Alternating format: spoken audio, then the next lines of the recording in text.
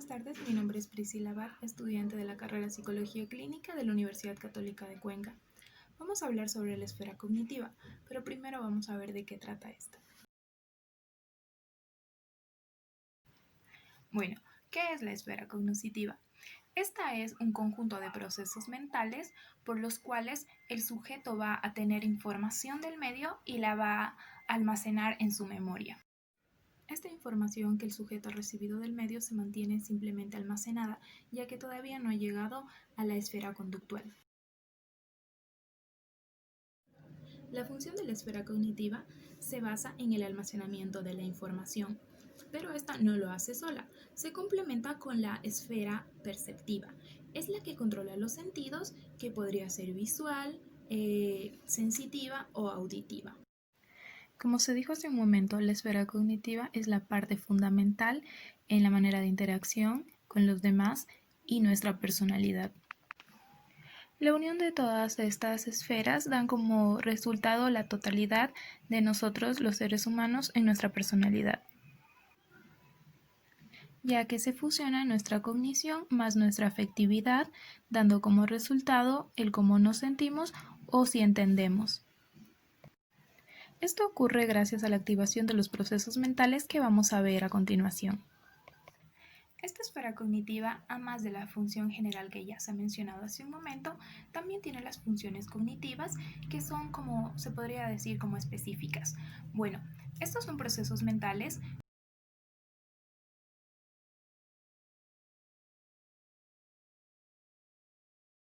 La función cognitiva de la que vamos a hablar va a ser la atención. Es un proceso mental, es óptimo para el desarrollo de las personas, ya que a través de esto vamos a poder fijarnos en situaciones que nos puedan servir más adelante.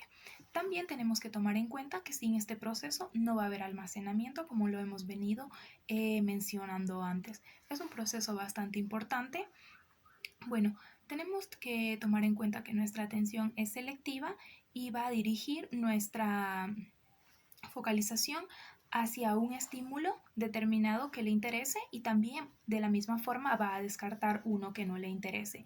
Como por ejemplo, podríamos decir que nuestra atención va a dirigirse a algo que nos interese a nosotros, ya podría ser música, deportes o cualquier gusto que nosotros tengamos preferible. Pero también tenemos que tomar en cuenta que la atención es necesaria y no solamente tenemos que hacerlo por preferencias, sino por cosas necesarias que nos pueden servir a futuro. Bueno, tenemos varios tipos de atención. Está la atención interna, que es cuando nosotros nos tomamos el tiempo de observarnos, ver si necesitamos algo, podría ser a nivel emocional o nivel físico. También está la atención externa, que es cuando vamos a prestar atención a un estímulo externo que nos presenta el medio. Está la atención selectiva, que es cuando nosotros seleccionamos, como se los mencionaba antes, a qué queremos prestar atención. Esto es bastante importante cuando vamos a hablar de la atención sostenida, ya que nuestra atención podríamos mantenerla a algo que nos interese y quitarla al momento de que nos deja de interesar algo. La atención sostenida es el tiempo que vamos a durar prestando atención a un estímulo. El segundo proceso del cual vamos a hablar va a ser la memoria. Bueno, ¿de qué se trata este proceso? Este proceso es secuencial al ya antes mencionado que fue la atención. Como se decía, sin atención no hay recuerdo que almacenar en la memoria. Bueno, el proceso de la memoria funciona de esta forma. Primero, toda esta información receptada va a pasar de forma temporal por el hipocampo para luego almacenarse en la corteza prefrontal. Bueno, ¿qué es memoria? La memoria, como nosotros ya conocemos, es el lugar en donde se almacenan nuestros recuerdos, nuestras vivencias y todo lo que hayamos procesado. Esta funciona cuando podemos codificar, almacenar y recuperar información. La memoria episódica es cuando tenemos información de un hecho ocurrido en espacio y tiempo, y la memoria semántica es cuando tenemos información de carácter general. Por último está la memoria procedimental. Esta ocurre cuando tenemos información de manera secuencial de procedimientos aprendidos. Como tercer proceso mental tenemos la orientación. Esto es cuando tenemos una conciencia propia de nosotros mismos y del contexto en el que nos encontramos. Hay tres tipos de orientación. Es la personal, cuando sabemos quiénes somos, como datos de filiación y entre otras cosas. También está la orientación temporal, que es cuando se refiere al tiempo en el que nos encontramos, como por ejemplo la fecha, en qué año estamos, etc. Y por último está la orientación espacial. Esto trata, como se hablaba hace un momento, el contexto de manera general, en qué país estamos, en qué ciudad estamos, incluso en qué lugar estamos, como por ejemplo ahora que estamos, bueno, yo personalmente estoy en mi casa, primer piso. De esta manera se define la orientación de contexto, que es la orientación espacial. Como cuarto proceso mental tenemos las agnosias simples, que es el reconocimiento de un estímulo ya presenciado. Lo vamos a explicar a continuación. Muy bien, también tenemos las agnosias. Bueno, las agnosias se tratan cuando nosotros tenemos la capacidad de reconocer un contenido previamente aprendido. Esto más se basa en nuestros sentidos, como por ejemplo nuestro campo visual, nuestro campo auditivo, nuestro campo olfativo y gustativo.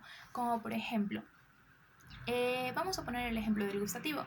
Cuando nosotros comemos algo que hemos comido hace quizá unos 2 años, la agnosia va a servir para volver a reconocer este proceso de alimentación, el sabor, la contextura y todo eso.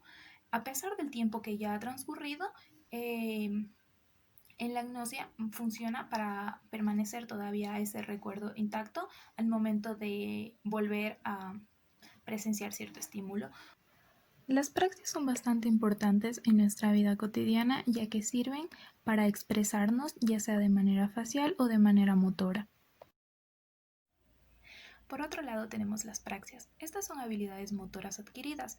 Estas las utilizamos en nuestra vida cotidiana, como por ejemplo la praxia motora. Cuando necesitamos en clases podría ser levantar la mano para pedir permiso o para pedir la palabra. Vamos a levantarla automáticamente. Bueno, la praxia ideatoria va a ser cuando se levanta y vamos a tocar algo. Por ejemplo, yo ahora levanto la mano y voy a tocar este esfero. Por otro lado están las praxias faciales. Estas son cuando nosotros queremos gesticular de alguna forma para dar información, como por ejemplo sonreír, llorar. Como se menciona aquí, tenemos ejemplos de praxias que utilizamos diariamente en nuestra vida cotidiana.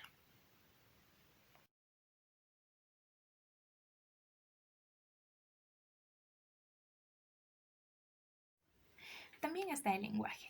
Esta parte es bastante importante ya que funciona de manera de interacción con el medio y las demás personas. Bueno, está la primera parte que es de expresión, que cuando nosotros tenemos un buen dominio del lenguaje vamos a podernos expresar de manera correcta y los demás nos van a poder entender. Y por otro lado está la comprensión, que es lo contrario, cuando nosotros receptamos información y si tenemos una manera correcta de identificar el lenguaje que se nos está expresando, vamos a entenderlo de forma correcta. También está el léxico. Esta parte funciona cuando nosotros tenemos un dominio extenso en el lenguaje, entonces esto nos va a servir bastante en el siguiente paso que viene, que es la denominación, cuando nosotros queremos dar nombre a un objeto o a una situación que tenemos. Las habilidades visoespaciales son cuando nosotros tenemos la capacidad de manipular objetos de manera mental. Esto quiere decir que nosotros vamos a, sin necesidad de tocar, vamos a poder calcular, por ejemplo, nosotros estamos a una distancia de una puerta. Esta podría golpearnos en el momento que nosotros no tengamos esta capacidad, pero como nosotros tenemos esta capacidad normalmente, vamos a identificar la distancia que está entre la puerta y yo. Entonces yo la voy a evadir para no tener que golpearme. Y se dice visoespacial porque no hay necesidad de tocarla, simplemente yo voy a hacer un cálculo mental de por dónde tengo que ir.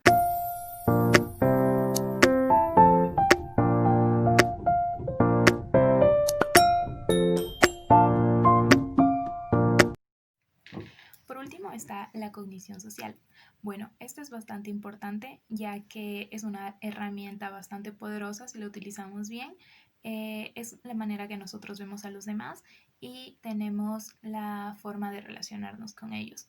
Bueno, esto se basa en la interpretación de cómo nosotros creemos que vamos a relacionarnos de una manera correcta observando a la otra persona. Cuando no tenemos una buena cognición social, podemos pasar por desapercibidos las necesidades de las otras personas, como en esta imagen.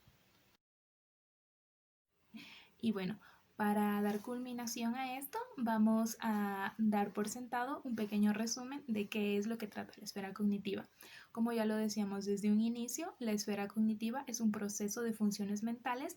Es por esto que ha habido la necesidad de explicar cada uno de ellos, como los que acabamos de explicar, como es la memoria, la atención, entre otros. Bueno, la función realmente que esta hace, aparte del almacenamiento, es la adquisición de la nueva información de manera de codificarla en la memoria para nosotros poder utilizarla en un momento adecuado y poder comportarnos y adecuarnos al entorno de una manera correcta. Gracias.